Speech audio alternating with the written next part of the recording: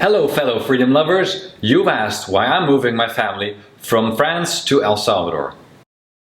Without further ado, here are my top 5 reasons to move to El Salvador. Reason number 1. Health. Everybody wants to live a long and healthy life. Have you ever heard anyone say, "I love taking all these meds," or "I'm dreaming of dying young"? I sure have not. Instead, I've seen many people trying to lose weight, taking supplements and paying doctors countless visits thinking they are taking care of their health. However, most people don't realize that the place they live is one of the single most important factors when it comes to their health. And so, back when my girlfriend, now wife, and I were still traveling through Europe in the camper van we built, we asked ourselves the question, what place can we live in that's optimal for our health? And no matter where we were in Europe, from the north of the Netherlands to the south of Spain, there were always still dark and cold winter days where we would rather stay indoors or where we had to layer on clothes to go outside. So, a few years ago, we decided that we needed to find a place where it's always easy to get loads of healthy sunlight, to live outdoors, and to get an abundance of local, nutrient-dense foods that are delicious and satiating. We dreamt of having our own garden to grow tropical fruits and fresh organic greens. We also wanted to live close to the sea, where the ocean water is always warm, so we could have the health benefits of the ocean year-round. And then, in 2020, when the world went mad for fear of a flu-like disease that causes almost no harm to healthy people, we realized that we had to find a better place sooner rather than later. As policymakers were pushing for unprecedented and unscientific measures, pretending to protect our health while in fact hurting it, we felt trapped in Europe. The fact that these policies can just as easily be reenacted as they are being lifted only reinforces our conviction that we need to move to a place where our everyday life is not restricted because of our personal medical choices.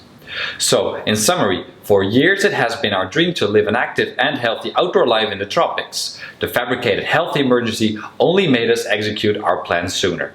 And that's why health is our number 1 reason for moving to El Salvador.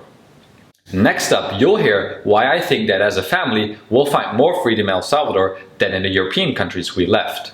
But before we move on, please like this video if you find it useful, and do subscribe to the channel if you want to learn more about Bitcoin and my family's move to El Salvador.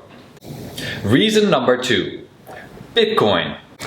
Before June 2021, I could not point out El Salvador on a map, nor had I ever heard of Nayib Bukele, the country's current president. So, what happened to make me decide to give up almost everything in my life and move to a country I'd never heard about?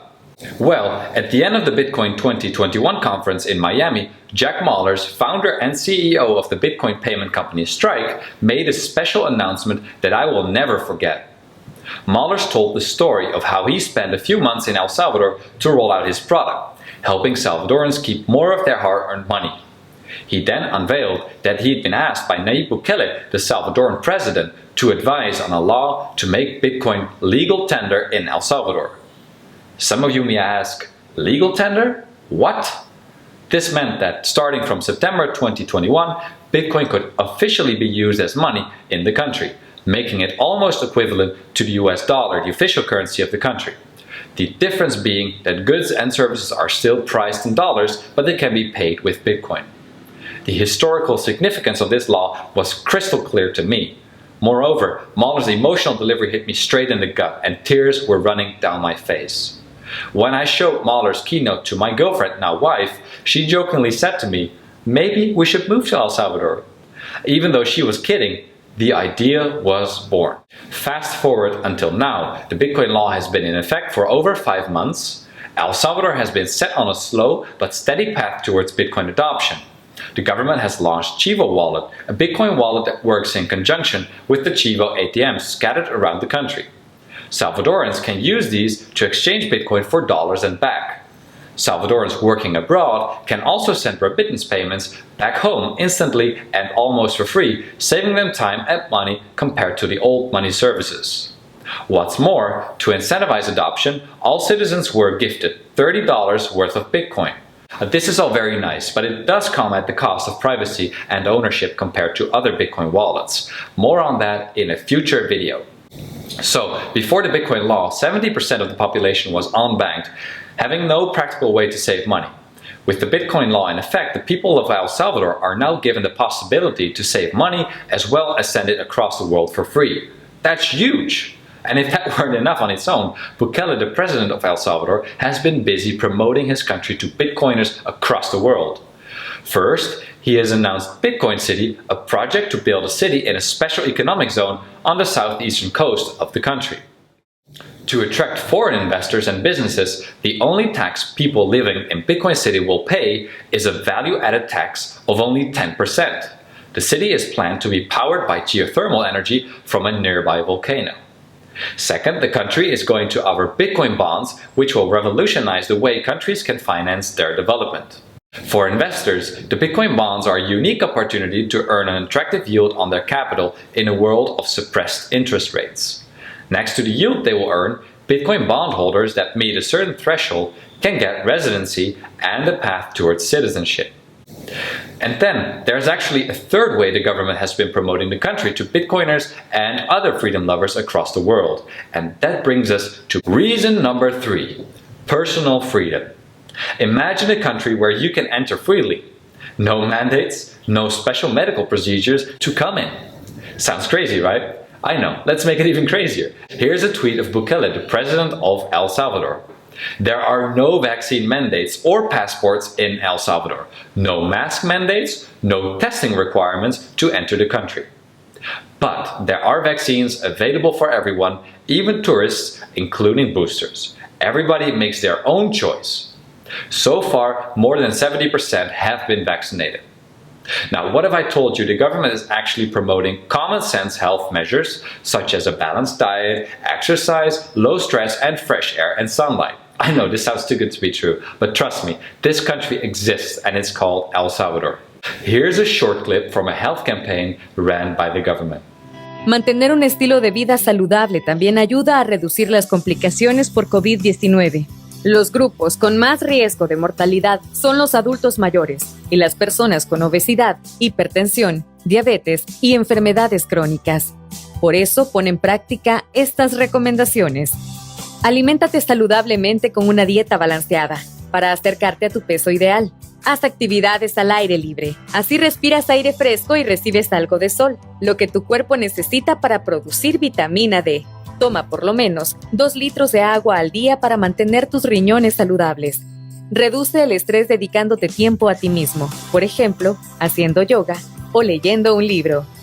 Trata de dormir no menos de 6 horas al día. Incluye cítricos en tu dieta, como limones, naranjas o mandarinas. Evita el consumo de bebidas alcohólicas, alimentos altos en azúcar o en grasas saturadas. Hoy más que nunca, debemos cuidarnos entre todos. Mantente saludable. Gobierno de El Salvador. So, if you're like me and you don't like to be forced to take unnecessary medical treatments, and if you, like me, prefer taking care of your own health, then perhaps El Salvador is not such a bad place to go. Reason number 4, the 2 Ps. El Salvador is known all over the world for its amazing 2 Ps. The 2 Ps are what keeps the country going. In fact, the 2 Ps are interconnected. The 1 P cannot go without the other P, and vice versa. So, what are these 2 Ps, you may ask? They are the people and the pupusas. I know, it may sound corny, but it really isn't, although the pupusas are technically made from corn flour. They're thick flatbreads stuffed with cheese, shredded pork, beans, or loroca flour. Pupusas are the national dish of El Salvador, and they have their own National Pupusa Day. Pupusas are the most popular food consumed in El Salvador. Salvadorans eat them for breakfast, lunch, dinner, or as snacks. When it comes to the people of El Salvador, I've only heard good things about them. They seem to be one of the friendliest, hardworking people on the planet, and I've heard this from many different sources. When I launched the channel some weeks ago, I received a few dozen messages from Salvadorans welcoming me and my family and making themselves available for any help I would need. It felt heartwarming to receive so many kind messages from strangers that are proud of their country and want to share it with others. Reason number 5, rising country. People often distinguish between developed countries and developing countries. In developed countries, citizens enjoy the benefits of a highly industrialized economy, including a higher standard of living, as well as social services provided by the welfare state. These include healthcare, education, social security, public housing, and more. Developing countries, on the other hand, have lesser developed economies, resulting in a lower standard of living and larger parts of the population living in poverty. The government is relatively small and doesn't provide the social services people in developed countries enjoy. I think this distinction between developed and developing world is losing its relevance quickly. Rather, I like to think of the falling countries and the rising countries. Why? Because Western countries have become lazy, fat, old, and broke. The economies are held up by shoestring and spit, or unsustainable credit creation. The asset values that people of mostly older generations have accumulated are being propped up by an artificial expansion of the money supply, robbing younger generations from their future. And as this system based on fake fiat money is reaching its limits, governments are becoming more and more tyrannical to prevent the house of cards from falling apart. As such, more aspects of our lives are becoming subject to government policy, whether it be through financial surveillance, control of movement of people and goods, ever-increasing taxes, and a lack of tolerance towards people that think differently. In the coming years, I see rising asset prices and inflation leaving more and more people disillusioned. They will discover that the wealth and security they thought they had is no longer there, that it was all based on a lie, and when they go out to protest their condition, they will be met with strong repression from their government. When this inevitably happens, I'd rather be in a rising country, a country with a small and nimble government that stimulates entrepreneurship and creativity. A government that's not part of the global elite, one that is trying to become more independent rather than dependent on the globalists. A country that is trying to build the future rather than protect the past. You see, a country where many services and products are lacking is also a place of opportunity. Why would you not join that place and help provide those services and products? So yes, I'd rather surround myself with humble, hardworking people that are looking to create a better future than with privileged, entitled people that are stuck in their ways and think they deserve everything for free.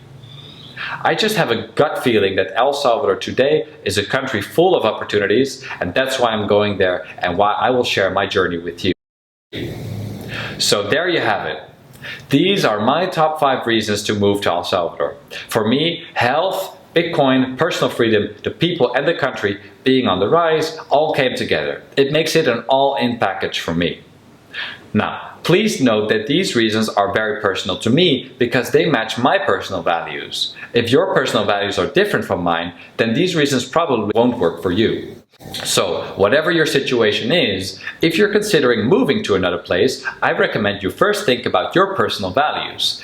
Take a piece of paper, write down your values, and then put them in order. That's very important. In fact, let me know your personal values in the comments below. I would love to see your values. Once you know your values, discuss them with your partner if you have one, and then try to live as much as possible in accordance with your personal values. Perhaps for you, that means living in Canada, or perhaps in Australia. I have no problem with that. Please enjoy your life there, then I'll go and enjoy mine in El Salvador. Anyway, that's it for this video. I hope you liked it. Give me a thumbs up if you did, and make sure you subscribe to the channel not to miss my upcoming videos.